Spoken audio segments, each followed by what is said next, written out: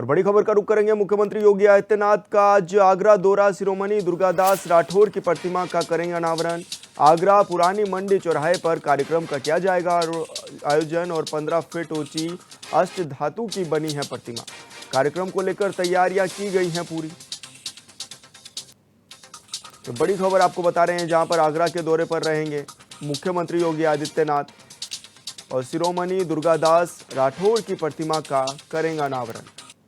आगरा पुरानी मंडी चौराहे पर कार्यक्रम का आयोजन किया जाना है और 15 फीट ऊंची अष्टधातु की बनी है प्रतिमा।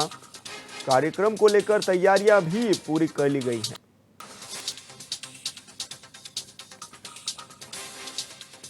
तो बड़ी खबर आपको बता रहे हैं, जहां पर आगरा के दौरे पर आज रहने वाले हैं मुख्यमंत्री योगी आदित्यनाथ, जिसके लिए पुलिस प्रशासन ने भी खासा तैयारियां कर ली हैं।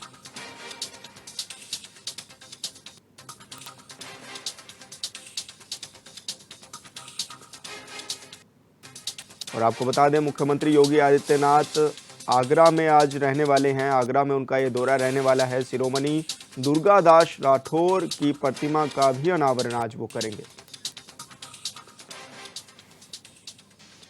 और संवाददाता संदीप सागर हमारे साथ फोन लाइन पर जुड़ गए हैं। संदीप, क्या कुछ जानकारी मिल रही है, किस समय पहुंचेंगे मुख्यमंत्री योगी आदित्यनाथ और क्या कुछ उनके कार्यक्रम भी रहने वाले हैं? बिल्कुल, देखिए, अगर मुख्यमंत्री योगी आदित्यनाथ के कार्यक्रम की बात की जाए तो 10 बजे सुबह आज अभी जो बात की जाए तो मथुरा में है मुख्यमंत्री योगी आदित्यनाथ। आज सुबह इन्होंने बांके बिहारी मंदिर के दर्शन भी किए। तो सुबह 10 बजे मथुरा से हेलीकॉप्टर के द्वारा आगरा के लिए प्रस्थान करेंगे और करीब 11 बजे के आसपास जो संभावित जो समय बताया जा रहा है वो 11 बजे के आसपास मुख्यमंत्री योगी आदित्यनाथ एयरपोर्ट से रवाना होंगे और ताजगंज क्षेत्र में पुरानी मंडी चौराहा है, जहां पर के दुर्गादास राठौर की एक प्रतिमा जो भव्य प्रतिमा को स्थापित किया गया है, उस प्रतिमा का ये अनावरण करेंगे और इसके साथ साथ अगर बात की जाए तो एक जनसभा को भी संबोधित करेंगे। जी, क्या इस दौरान कोई बड़ी घोषणा भी कर सकते हैं मुख्यमंत्री? देखिए, आगरा जो है पर्यटन की नगरी माना जाता है, तो सबसे बड़ी बात यह है कि जब जनसभा को संबोधित करेंगे कहीं ना कहीं कोई एक बड़ी घोषणा भी कर सकते हैं। साथ ही साथ सबसे बड़ी बात यह कि जिस समय आज जो वर्तमान में जो प्रदेश में जो माहौल चल रहा है, कहीं ना कहीं वो विपक्षियों पर भी निशाना साधने का प्रयास करेंगे। और साथ ही साथ मैं आपको बता दूं कि तमाम जो अधिकारी जो तैयारियों में जुटे हुए थे, तो वहाँ एक भव्य मंच बनाया गया, उस मंच को जो आकर्षक रूप दिया गया। साथ ही साथ जो प्रतिमा है जिसका अनावरण करेंगे उसे भी भव्य रूप से सजाया गया और इस सबके बीच में केंद्रीय मंत्री प्रोफेसर एसपी सिंह बघेल भी साथ में रहेंगे। तो अब ये देखने वाली बात होगी कि आखिर आगरा जब वो प्रतिमा का अनावरण करने के लिए आ रहे हैं तो उसमें क्या कोई एक घोषणा भी कर सकते हैं या फिर केवल प्रतिमा का अनावरण ही करेंगे। जी बिल्कुल संदीप, बहुत बहुत शुक्रिया आपका तमाम जानकारी साझा करने के लिए।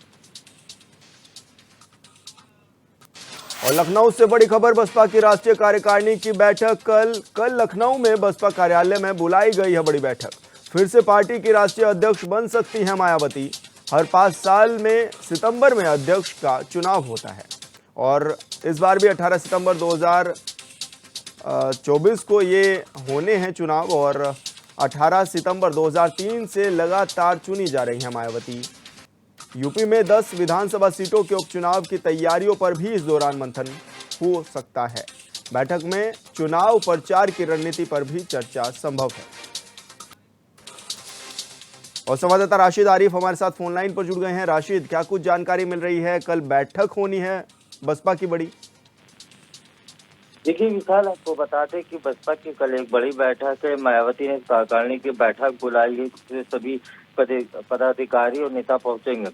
वहीं आपको बता दें कि ये बैठक जो है बहुत ही महत्वपूर्ण मानी जा रही है, क्योंकि 2003 से लगातार बसपा सुप्रीमो मायावती पार्टी की अध्यक्ष रही, उसी को लेके एक बार फिर कार्यकारिणी की बैठक होगी। उसमें मायावती एक बार फिर सर्वसम्मति से जो है अध्यक्ष चुनी जा सकती। दूसरी बात आपको बता दूं कि उत्तर प्रदेश में जो है उन सीटों पे विधानसभा के चुनाव होना, उसको लेके भी रणनीति बनाई देगी। वहीं अगर बात की जाए तो अन्य राज्यों में भी जो चुनाव होना है, चाहे हरियाणा की बात कर ली जाए, महाराष्ट्र की बात कर ली जाए, जम्मू कश्मीर की बात की जाए, तो उसको भी लेके एक बड़ा मंथन होगा। इन्हीं सब चीजों को लेकर कल कार्यकारिणी की बैठक बुलाई गई। जी विशाल। राशिद, क्योंकि 2003 से लगातार पार्टी के राष्ट्रीय अध्यक्ष रही हैं और अभी तक लगातार बनी हुई हैं, आगे भी बन सकती हैं, ये भी चर्चाएं हैं, तो क्या माने इनके नेतृत्व में बसपा कितना फल फूल रही है? देखिए बिल्कुल, आपको बता दूं, मायावती जब अध्यक्ष बनी थी, उसके बाद में कहीं ना कहीं एक बड़ा बदलाव देखने को मिला था।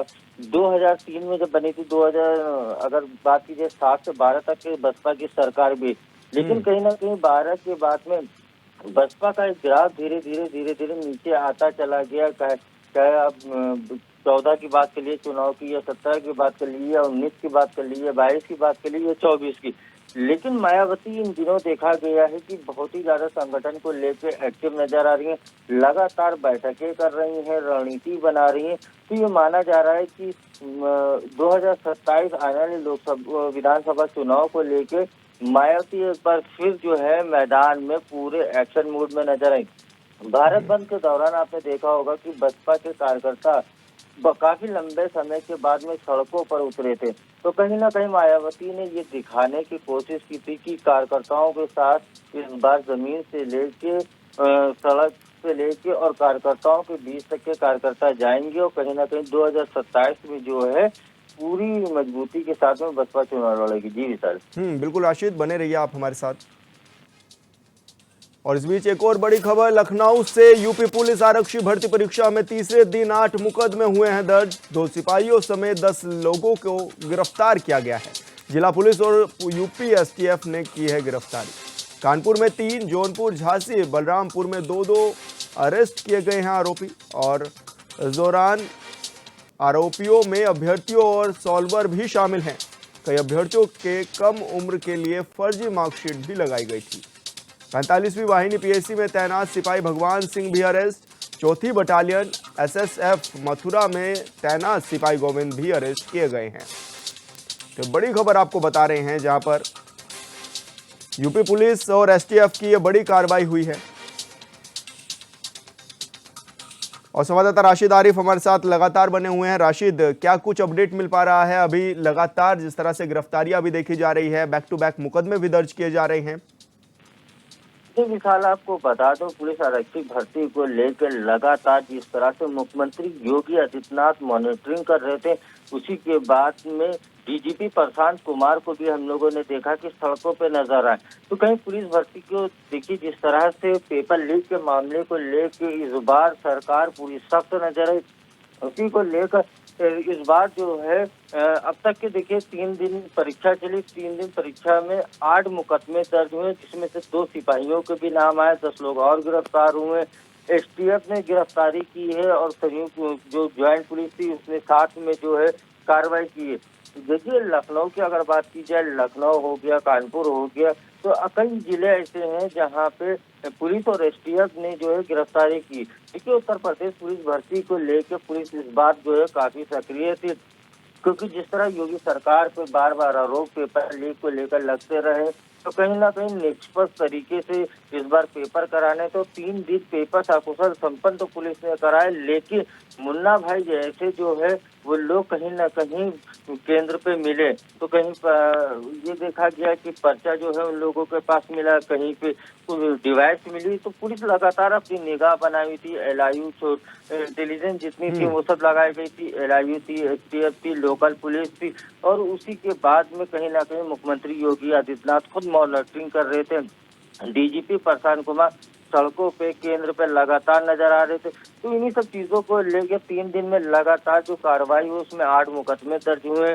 और अभी जो मुकदमे दर्ज हुए 10 लोगों की गिरफ्तारी हुई, लेकिन इसमें और लोग बढ़ सकते हैं, क्योंकि जो है कुछ इसमें ऐसे ठग भी पकड़े गए हैं जो 1 लाख रुपए देकर पेपर देने की बात कर रहे थे। उनसे का पूछताछ की जा रही है। पूछताछ में बहुत सी चीजें सामने भी आ सकती, क्योंकि जो पेपर वो दे रहे थे, तो वो पेपर किसका दे रहे थे, किससे बनवाया था, कहाँ से बनवाया था, कहाँ से लेके आए थे, उनके साथ कौन लोग हैं। तो इन्हीं सब चीजों को लेके पुलिस लगातार जो है पूछताछ कर रही है। आगे और भी गिरफ्तारियां हो सकती हैं। जी विशाल। बिल्कुल राशिद, बहुत बहुत शुक्रिया आपका तमाम जानकारी साझा करने के लिए। यूपी एसटीएफ को बड़ी सफलता हाथ लगी है। उत्तर प्रदेश पुलिस आरक्षी भर्ती परीक्षा 2023 में अभ्यर्थियों को पास कराने के नाम पर ठगी करने वाले गिरोह का एक सदस्य पुलिस ने गिरफ्तार किया है। एसटीएफ ने जिस अभियुक्त को पकड़ा है उसका नाम दयाशंकर बताया जा रहा है, जो कि प्रयागराज जिले का रहने वाला है। अभियुक्त ने बताया है कि वो अभ्यर्थियों से परीक्षा के पास कराने के एवज में 2-2 लाख रुपए की ठगी उनसे करता था।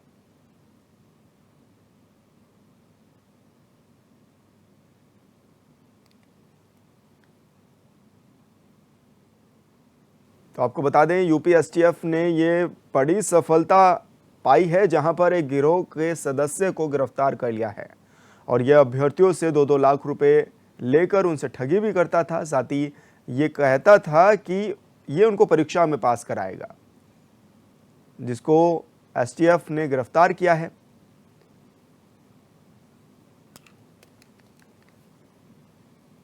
लखनऊ के सैरपुर थाना क्षेत्र में पुलिस को बड़ी सफलता हाथ लगी है, जहां पुलिस ने युवती का अपहरण कर छेड़छाड़ करने वाले आरोपी को गिरफ्तार किया है। बता दें कि आरोपी ने युवती से ऑटो सुनसान जगह पर ले जाकर छेड़छाड़ की थी। युवती के पिता की तहरीर पर पुलिस ने मामला दर्ज कर आरोपी को गिरफ्तार कर लिया है और उसका ऑटो भी जब्त कर लिया है।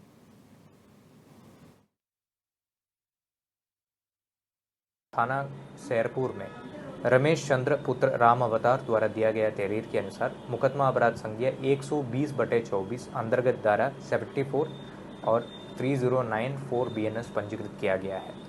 वादी द्वारा दिया गया तहरीर के अनुसार उनका बेटी के साथ एक ई रिक्शा चालक ने छेड़छाड़ी करने के लिए कोशिश किया गया था और उनका मोबाइल लूट लिया था। प्रस्तुत घटना के सफल अनावरण हेतु थाना सैरपुर और डीसीपी नॉर्थ का क्राइम टीम द्वारा अभियुक्त को पहचान एवं गिरफ्तारी के लिए काम किया गया था, परंतु आज उनका गिरफ्तारी भी किया गया है। गिरफ्तार किया गया अभियुक्त का पहचान नफीस पुत्र सुल्तान उम्र 25 वर्ष, हाल पता बुद्धेश्वर पारा है। उनके द्वारा ई रिक्शा चालक का काम किया जा रहा है। पूछताछ करने पर नफीस द्वारा घटना करना कबूल लिया है। प्रस्तुत अभियुक्त को न्यायिक हिरासत में भेजकर पुलिस द्वारा आवश्यक विधिक कार्रवाई किया जा रहा है। मौके पर शांति है। कन्नौज के सदर कोतवाली क्षेत्र के वीर मिश्र टोल मोहल्ले में धार्मिक स्थल पर झंडा लगाकर अराजक तत्व ने माहौल खराब करने की कोशिश की। रात के अंधेरे में युवक ने इमाम चौक पर भगवा झंडा लगा दिया, जिसका सीसीटीवी वीडियो भी सामने आया है। जैसे ही सुबह लोगों ने इमाम चौक पर झंडा लगा देखा तो आक्रोश फैल गया। वहीं हंगामे की सूचना मिलते ही मौके पर पहुंची पुलिस फोर्स और कोतवाल ने आरोपी के खिलाफ कार्रवाई का आश्वासन देकर लोगों को शांत कराया है।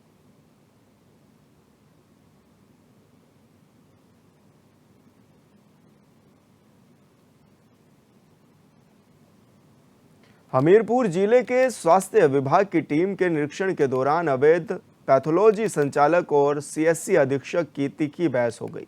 चिकित्सा अधिकारी ने पैथोलॉजी संचालक के खिलाफ थाने में लिखित शिकायत भी पत्र भी दिया है। चिकित्सा अधिकारी का कहना है कि पैथोलॉजी सेंटर के संचालक को विभाग ने एक नोटिस भी जारी किया था, जिसमें 3 दिन के अंदर पैथोलॉजी के वैध अभिलेख प्रस्तुत करने की बात कही गई थी, लेकिन संचालक डॉक्टर और स्वास्थ्य कर्मी के साथ अभद्रता करने ये लगा था, जिसके बाद ये कार्रवाई अब कराई गई है।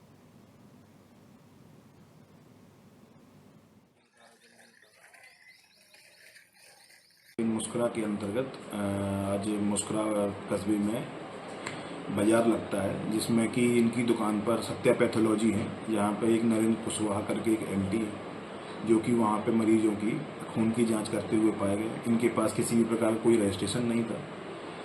जैसा कि इनको बताया गया कि आपने रजिस्ट्रेशन वगैरह सब दिखाइए, तो इन्होंने रजिस्ट्रेशन दिखाने से मना कर दिया और साथ में ही जो नोटिस इनको दिया गया था वो नोटिस देने से मना कर दिया।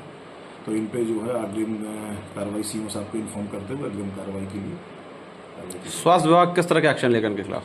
इनके खिलाफ इनके पास रजिस्ट्रेशन नहीं है, तो इन्होंने पहले रजिस्ट्रेशन कराने के लिए कहा जाएगा कि आप बिना रजिस्ट्रेशन के अपना नहीं चलाएं। अगर वैध रजिस्ट्रेशन नहीं पाया जाता है तो इनकी जो दुकान को सील करने का जो प्राविधान है वो किया जाएगा। और अगर आगे फिर उनके पहले उनका जो उनके साथ में 24 घंटे रात में रहता है दायां हाथ अशोक कुमार विश्वकर्मा करके वो आया था और वो कह रहा था कोई नोटिस रिसीव करने के लिए, लेकिन नोटिस उसके पास था नहीं। तो मैंने उससे ये कहा कि आप नोटिस सिस्टमेटिक तरीके से डाक के द्वारा भेजिए और मैं रिसीव करूँगा। किस तरह का नोटिस था वो कोई स्वास्थ्य से संबंधित, मेरी लैब से संबंधित था। मुझे जानकारी नहीं, चूँकि मैंने पढ़ा नहीं अभी किस तरह का था। जब मैंने उनको ये कहा तो वो नाराज़ हो गया। उसने अधीक्षक जी को बुला लिया और मतलब तमाम तरह की धमकियाँ देने लगा कि मैं देख लूँगा, ये तुम काहे खोले हो। तो मैंने उनसे कहा कि भाई मैंने पढ़ा लिखा है, पढ़ने लिखने के बाद आदमी क्या करेगा, अपनी डिग्री डिप्लोमा का सदुपयोग करेगा।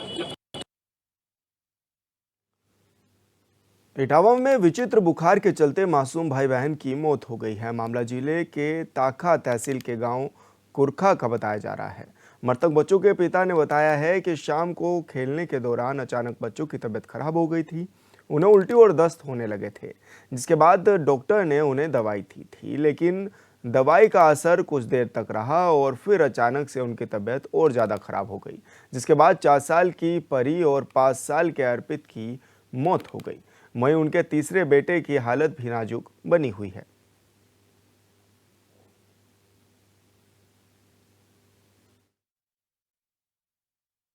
ये शाम को गए थे दवा लेने, तो एक तो वर्तना गए थे दवा लेने, वहाँ मना कर दिया था। फिर सुबह गए थे ऑटो से दवा लेने, तो वो रास्ते में ख़त्म हो गया। और ये सबसे छोटा है तीसरा, इसे मैं लेवा गया था, इसकी तो दवा ले ऐसे थोड़ा आराम है। हाँ, तो आपके चचेरे जो भाई बहन हैं उनमें कितने की मौत हो चुकी, कितने बीमार हैं? 2 की मौत हो चुकी है, एक मेरा भाई है छोटा, उसका भी दवा लेके आए हैं। उसकी हालत कैसी है? अभी तो सही है, अभी जाएंगे फिर भी दवा लेने। दवा सरकारी अस्पताल से ले रहे हैं, किसी कहाँ से ले रहे हैं? प्राइवेट में ले रहा हूँ। हाँ, हाथ और पाँव और मुँह तो गर्म है, तो सर गर्म है, तो और पीठी गर्म है और टट्टी पलटी हो रही थी। हाँ, पानी उगलत तो और पानी की टट्टी कर रहो तो बच्चा माओ। परी ने करी और चंदन ने करी, परी ने चंदन ने दोनों ने। नहीं ईदगम अपने ही आप हो गई, कल एक की एक आज की हो गई। बच्चे पढ़ने जाते थे? हाँ, आंगनबाड़ी में पढ़ते बच्चा माई दोनों जाते। कल गए थे पढ़ने? नहीं, कल नहीं जा पाए, कल बिटिया खत्म हो गई, आज लला खत्म हो गया, परसों गए थे। हाँ, परसों गए थे। वैसे बच्चों को क्या कोई वैसी कोई और भी कोई दिक्कत थी क्या? परसों नरसों गई थी स्कूल में, बिटिया माई तो वनते आई, ईदगम अपने यहाँ पढ़ रही है, पलटी टट्टी करी, सही करी थी, ईदगम सही हो गई थी। फिर कल परसों पता नहीं ईदगम मुँह तक पलटी टट्टी, पानी जैसी रात भर पानी पियत रही, पानी पियत रही और चावल उगले थे। तो आप लोग कहीं उसे अस्पताल में लेकर नहीं गए थे? ले गए थे अस्पताल में। उन्नाव सदर कोतवाली क्षेत्र में एक किशोरी का आरोप है कि चाय का ठेला लगाने वाले युवक ने उसके साथ दुष्कर्म किया है।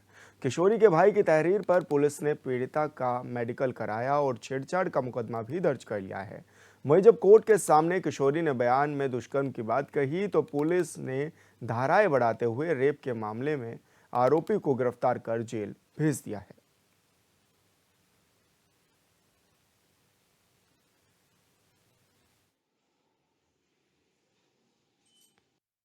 मुझे कल दोपहर में एक अज्ञात कॉलर द्वारा फोन आया कि एक नाबालिग बच्ची और एक लड़की दोनों टहल रहे हैं कचेरी में, और ये कई दिनों से ऐसे टहल रहे हैं। विगत दिनों इनके साथ एक दुर्घटना भी घटी है।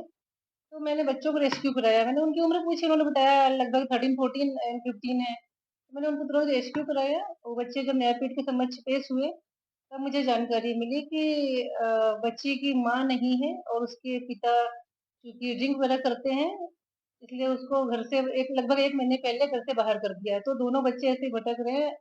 एक बड़ी बहन उनकी रहती थी कचहरी में, उनके साथ रहते थे। कुछ दिनों पहले बड़ी बहन का भी देहांत हो गया है, तो शायद मकान किराया वगैरह देने के लिए उनको दिक्कत है, इसलिए वो बच्चे अब ऐसे ही भटक रहे हैं और कुछ काम करते हैं, पैसे मिल जाते हैं, उसी से जीवन यापन कर रहे हैं और वहीं पर जहाँ जगह मिलती है सो जाते हैं।